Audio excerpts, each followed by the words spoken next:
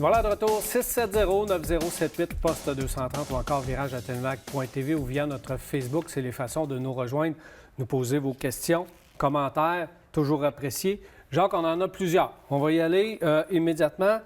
Audi A4 2010, 170 000 km. On en pense quoi de ce véhicule-là? Ah Il ouais. est blanc, j'ai même la couleur. Ah, ça change tout à fait. Je suis toujours surpris quand des gens m'abordent de quelque part et ils me disent il est tellement beau, il est d'un noir ou d'un bleu ou d'un rouge. Tu sais. C'est encore important pour les gens, la couleur extérieure, parce que c'est souvent ce qui fait vendre un véhicule, l'apparence extérieure, puis on oublie qu'on va faire 100 000 km assis au volant dedans, et pourtant, c'est là notre environnement ça devrait être le plus important. Alors, 160 000 km. Premièrement, 2010, c'était pas de mauvaise année. Je pense qu'ils ont eu des problèmes, surtout 2011, 2012. 2010, c'était sur le bord. Les petits moteurs 2 litres, là, il n'y avait pas beaucoup d'huile dans la panne. Puis, mais ça a été corrigé, en général, ça a tout été corrigé. Et au début, même, ils changeaient les moteurs complètement. Après ça, Audi, quand ils ont vu qu'au prix que ça coûtait, ils ont décidé trouvé une solution économique. Oui, ils ont trouvé une solution économique. Mais l'inspection, il faut le faire inspecter ce véhicule-là pour l'entretien, savoir si les rappels ont été faits, si tout est à jour. Il faut faire inspecter par quelqu'un qui connaît ça.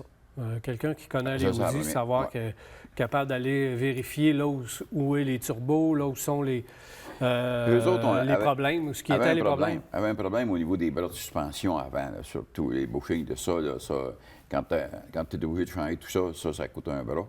Et les amortisseurs, ces choses-là.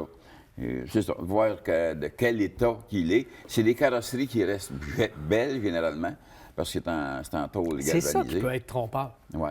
Tu sais, quelqu'un a pu négliger le véhicule mécaniquement parlant au bout, puis tu le passes au lavoto, puis il est bien beau. Il est beau. Tu le mets dans le cours, tu le vends parce que la carrosserie restait belle. Fait que c'est ça l'affaire. Ouais. Donc, ça peut être trompeur. Et le prix qu'il peut y avoir attaché au bout de ça. Faut pas que ça soit cher. Ben non, mais non. En 2010, là, t'as 9 ans, t'es arrivé à 10 ans. Non, c'est des véhicules, là, 5, 6, 7, 8 000, quoi, max, dans ces eaux-là. Oui, j'irais peut-être pas à 8 000, moi, je peux te dire ça.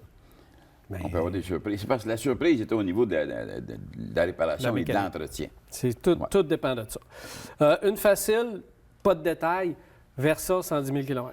Si vous m'écrivez juste Versa 110 000 km, je peux pas avoir... Donnez-nous un petit peu de détails, là. Mais si la Versa 110 000 km est propre, pas de problème. Mais si le prix est intéressant, encore là, pour le prix qui fait la voiture. Une voiture pour une étudiante neuve, Spark ou Micra, version automatique acclimatisée. Moi, je vais avec Micra. Spark, je la trouve étroite. Je trouve qu'elle n'est pas... On a des routes, nous, avec des comment s'appelle ça, des rainures dedans, là, des sillons. Et c'est important que les roues avant-arrière passent dans le sillon pour pas qu'on soit toujours arrangé comme ça.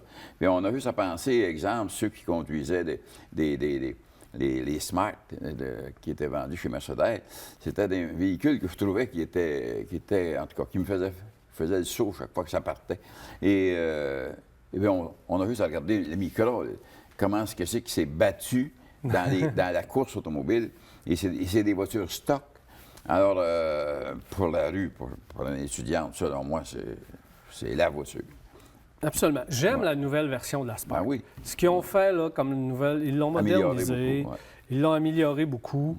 L'ancienne génération, c'était pas des si mauvaises voitures que ça. Au niveau mécanique, il y avait des petites affaires ici et là. Là, j'en entends, il s'en vend pas, tu vas me dire, mais je n'entends pas parler beaucoup. Au niveau technologie, c'est plus moderne que Nissan. Technologie montée à bord. Donc, il y a beaucoup d'avantages concernant la petite Spark. Location, je vous dirais que c'est quasiment 1 pour 1. Achat long terme, je dirais avec la Micra. Oui. Fait que c'est aller faire l'essai des deux véhicules. Ils ont des bonnes garanties. Mais là, Micra, il faudra qu'ils refassent une petite mise à jour. Hein. Ils sont dus, hein? Ils sont dus. Ça fait des années qu'elle roule, la voiture. Premièrement, elle roulait avant d'arriver ici. Elle roulait avant d'arriver ici. Là, elle a moderniser l'intérieur, système monté à bord, la technologie. Mais elle est bonne. Non, oui, Le moteur, c'est pas crevable.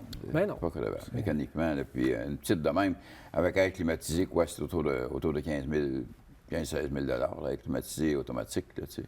15, 16, 17, ça va vite, là? Bon, ça va vite. C'est vrai que ça va vite. C'est des très petites voitures, puis le prix, c'est ça qu'il faut faire attention.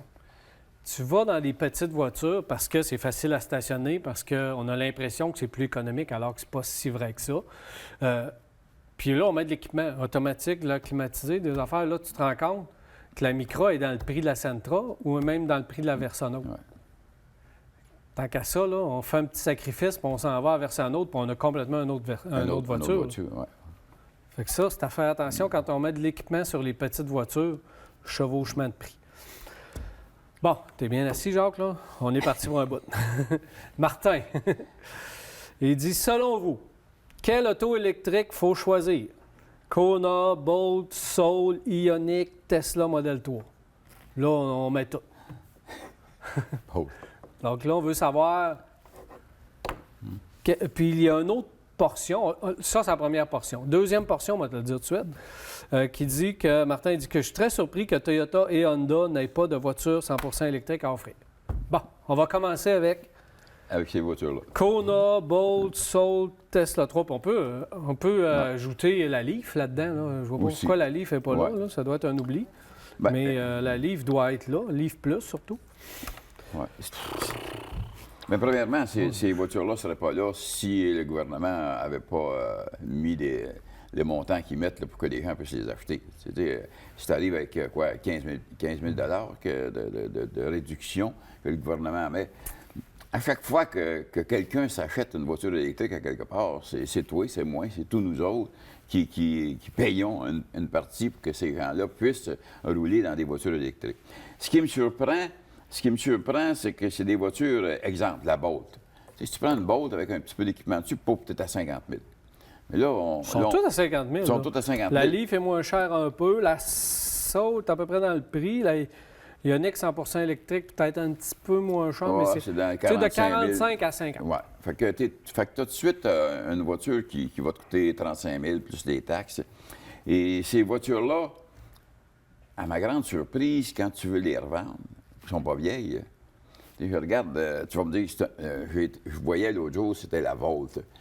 Puis selon moi, la voiture à acheter, si tu trouves une Volt, tu l'achètes encore parce qu'elle va te permettre de tout faire sans inquiétude, parce qu'on n'est pas rendu... Moi, en tout cas, je ne suis pas rendu à l'étape où je peux me promener, rouler là, en sécurité, puis me dire, bon, je me promène, puis je ne manquerai pas d'électricité. Je ne suis pas encore à cette étape-là tout à fait. Je vais y arriver un jour si on me prête vie. Mais moi, je considère que c'est des voitures qui sont un peu dispendieuses encore. Et selon les études qui sont faites, tu regardes les études à une place ou à l'autre, c'est des voitures qui polluent autant l'une que l'autre. Puis là, je lisais un reportage dernièrement qui disait, finalement, en bout de ligne, l'électrique est moins polluant. Mais de comment? Mais de combien? Mais dépenser 35-38 000 $ pour un véhicule qui ne me donne pas vraiment de confort, qui est pas dans les plus agréables à conduire, parce que ça, c'est presque toutes des voitures de vide.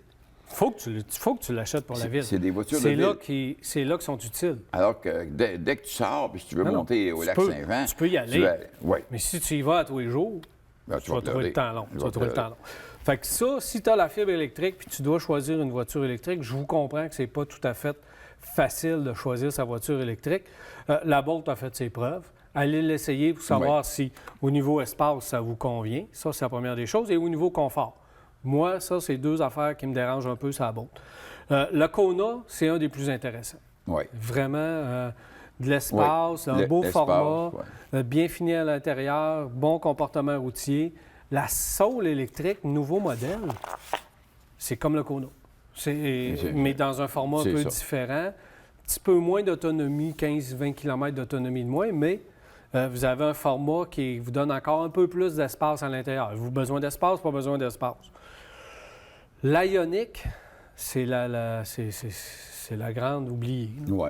Elle existe aussi. Et on l'oublie souvent. Elle est là, mais dans un format automobile qui est un peu différent.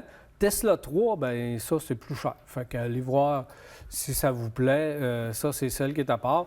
Puis moi, je rajoute la Leaf là-dedans parce que c'est une voiture qui va vous donner quand même de l'autonomie, qui a un prix un peu moins cher que les autres, qui peut être intéressante dans le format, dépendamment de vos besoins. Ça, c'est une chose intéressante. Au volant, Daniel, la Leaf, selon moi, c'est une des agréables à conduire sur la route. Puis si vous prenez la Leaf, c'est la e-pédale. Vous devez prendre la e-pédale, où on freine avec l'accélérateur, où on peut ralentir, décélérer la voiture avec l'accélérateur. C'est vraiment très, très bien fait. Il y a une chose qu'on oublie là, quand on veut s'acheter un véhicule comme ça, ou en tout cas, j'espère qu'il n'oublie pas, là, mais il faut la borne de recharge à la maison. Ça coûte quand même quelques centaines ou milliers de dollars, dépendamment où on est. Je sais qu'en condo, ça coûte 3 500 à 5 000 pour s'installer. À la maison, ça peut coûter 1 500 à 1 800 à peu près pour s'installer. Et ça le prend. Ça le prend, cette installation-là. Et pour avoir du plaisir avec une voiture électrique, il faut apprendre. Lorsqu'on descend de la voiture, il faut apprendre à aller se brancher partout. Parce que si tu le fais pas, tu tombes pas en panne, mais tu tombes en manque d'énergie. En manque d'énergie.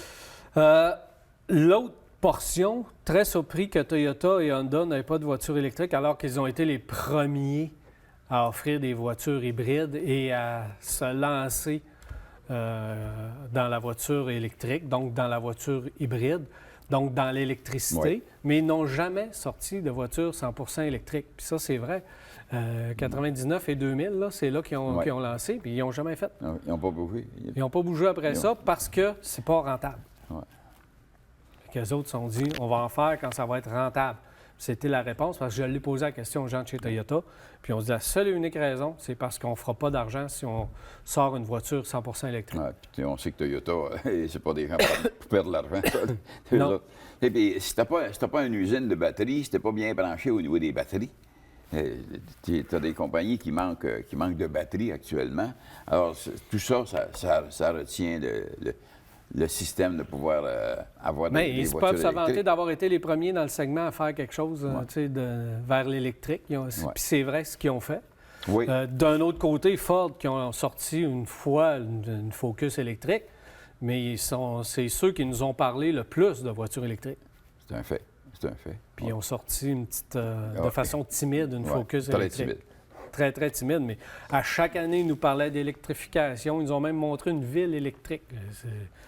Mais on n'y arrivera pas à demain matin. Il y a du travail à faire. Il y a du travail à faire au niveau de ces voitures-là. On ne réglera pas ça aujourd'hui, mais la semaine prochaine. On essaie. Merci, Jacques. Un plaisir. Alors voilà, c'est déjà tout pour Virage. On se voit la semaine prochaine, mardi soir, 21h30, pour un autre Virage. Cette émission vous a été présentée par Saint-Raymond, la ville de l'automobile. 4 concessions à votre service, même le samedi. Et par les centres d'inspection automobile CAA Québec, Charny Autotechnique et Belle-Page Autoservice.